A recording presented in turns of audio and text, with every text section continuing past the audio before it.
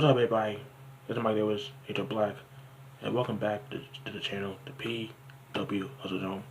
Now, this is not going to be titled H.O. Black Experience episode. I'm going to talk about the H.O. Black Experience toward the end of the video, but this video is just me come on here and just giving the praises of the new WWE champion, Big E. Now, I'm just gonna state the facts real quick.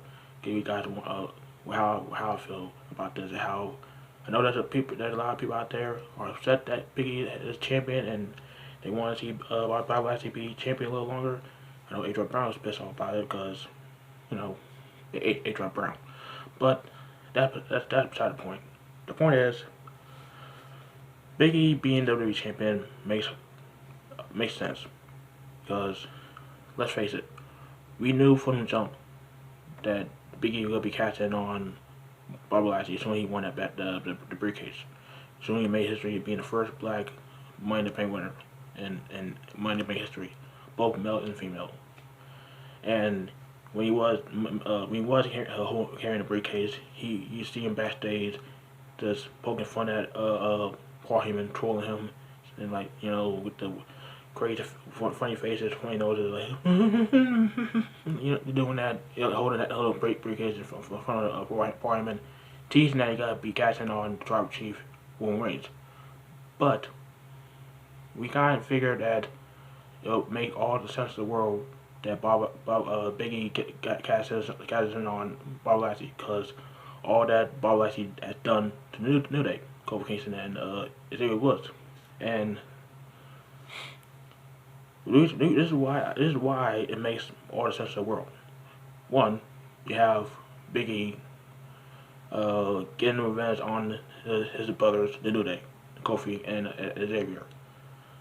Two, it gives Big E a chance to go back to Money That Wall and be alongside Kofi and Xavier again, because as you guys probably remember, last draft, Kofi and Xavier got moved to Money That Wall while Big E stayed on SmackDown and separated the New Day, and that was the hardest part of both of their all three of those guys, because they were brotherhood, they were family, and it was a tough time for them because we didn't know what was gonna happen with both Xavier and Kofi and Big E.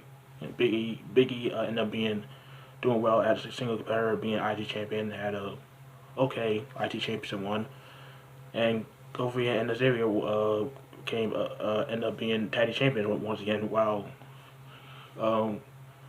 they were doing their thing with a Hurt Business with Shawn Benjamin and Seth Alexander. And then when Big E was in the Money in the Bank match, we were kind of hoping that Big E would be winning the whole thing, because there was a lot of favorites in that match. You had people wanted to see Matt with the briefcase because how old he would be in at the time. People wanted to see Drew McIntyre be the Money in the Bank winner. Most of us didn't want to see that because it was a clear conclusion that he would probably try to catch it on Bob Lashley, trying to be like some shenanigans and some some fuckery going on, trying to have him catching on Bob Lashley. But we all wanted Big E to win the Money in the Bank briefcase, and thank God he did.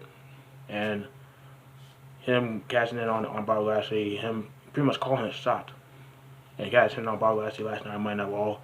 It was a really good moment. It was, and I know Adrian Brown was upset about this, but let's face it, it was bound to happen. It makes all the sense in the world. You have Big E on Wall, back with the New Day. New Day is back in full force, and Goldberg. You got Bob Lashley. He still got to deal with Goldberg, and Goldberg and Bob Lashley are scheduled to have another match against each other at Saudi Arabia at Crown Jewel, and I'm pretty sure they want Goldberg to win that match, and you probably don't want to see Goldberg being Bob Lashley for the WWE Championship. Nobody want to see that. So why not you have Bobby Lashley drop the title to Big E and last night, and that's what they did. And like, you gotta think about what's happening in November, Survivor Series.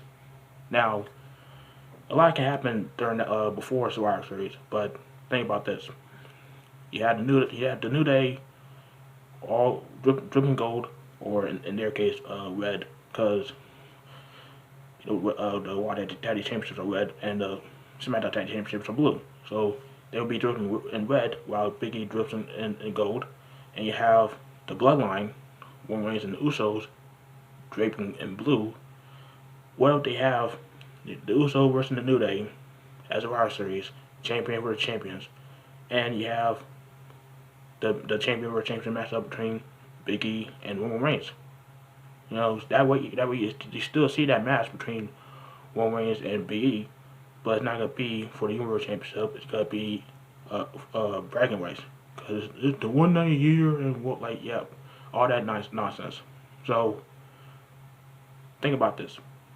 I mean, a lot can happen as before Survivor Series, but it could be a possibility that we see Roman Reigns versus Big E for champion versus champion, and the Usos and the New Day. We knew their rivalry when the New Day possibly being World Tag Team champion beforehand, and the Usos still possibly be the SmackDown Tag champions. So you gotta think about that. And Big E being on the wall back with the New Day and having Roman Reigns and the Usos potentially being on Monday Night Raw, the same show that Big E was scheduled on before he won the WWE Championship. There was gonna be Monday Night Raw in North Carolina and like September 20th, something like that. They advertised Big E, Usos and Roman Reigns. So they might build some there towards Survivor Series. And I get it. Yeah, it might have Roman Reigns drop the title to Demon Finn Balor before then, or Brock Lesnar, or anyone in that particular. But at the same time, that's the thing. That's another thing. That's another reason why it makes sense to have Big E cash in on Bob Lashley. The challenger that was lined up for Roman Reigns. You got Brock Lesnar. You got Finn Balor, the Demon Finn Balor. You got potentially Seth Rollins. You got potentially Edge. Or you got all these people. You got multiple challengers for Roman Reigns.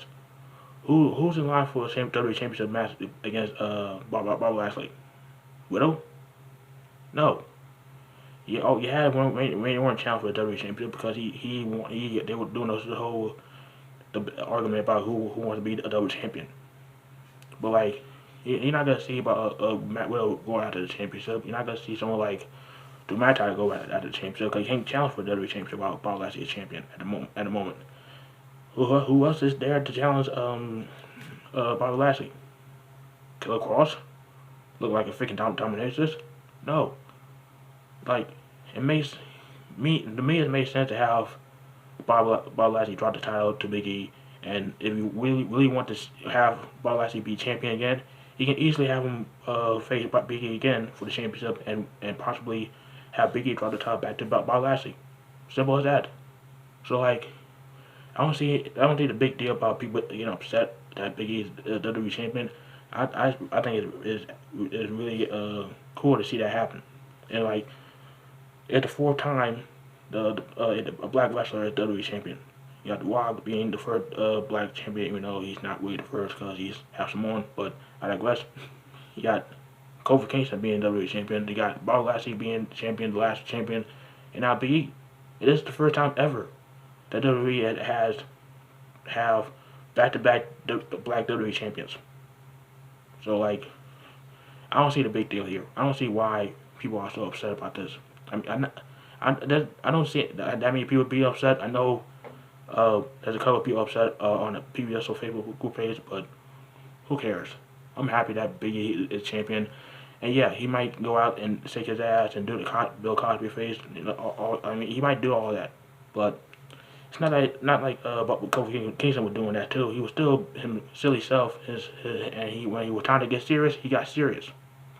Biggie can get serious. He can go out there and kick some ass. You know what I mean? This is a former IC champion. This is the first black entity champion. So he can go out there and get that entity back, and like that, he can be a badass. He can go out there and destroy people if we really want to. When time to get serious, he gets serious. So pump the brakes, because this might be a short reign. He might drop the title to Bobby Lashley, even though part of me doesn't want to see that. I mean, I like Bobby Lashley. I do think that his reign was pretty damn good, to say the least. But let's just be happy for Big E. He earned this, and he worked his ass off to get to this point. Just like Kofi Kingston did. Just like um, Drew McIntyre did when he was champion. Just like Bobby Lashley when he was champion. So let's just be happy about that. So that's all I gotta say about Big E being the WWE champion. I'm very happy for him. Let me know down below what you think about Big E being the new WWE champion. And make sure you like, comment, subscribe, tap the bell on YouTube about the same videos. And before I go, I got a major announcement regarding the A-Triple Experience starting real soon. The next episode of A-Triple Experience and beyond that will be not only in video form on the PWS Zone, but it'll be on audio form on the PWC networks. Yeah, that's right, folks. The same network that brings you Destino, the PWR podcast, Friday Night Smack Talk, Friday Night Corners, and the flagship of the PWC, the Wednesday Night Skirmish with Chris Hampton and Jimmy T. I will be on there having my episodes of the A-Triple Experience that's on here. They're also gonna be on here and on the PWC networks on podp.com and all the other platforms that the PWC is on. So make sure you keep on the lookout for that. I might drop an episode of A-Triple Experience later this week regarding the NXT 2.0 and give my thoughts on that. But until that time, I'm Michael Davis, A-Triple Black. I'm out.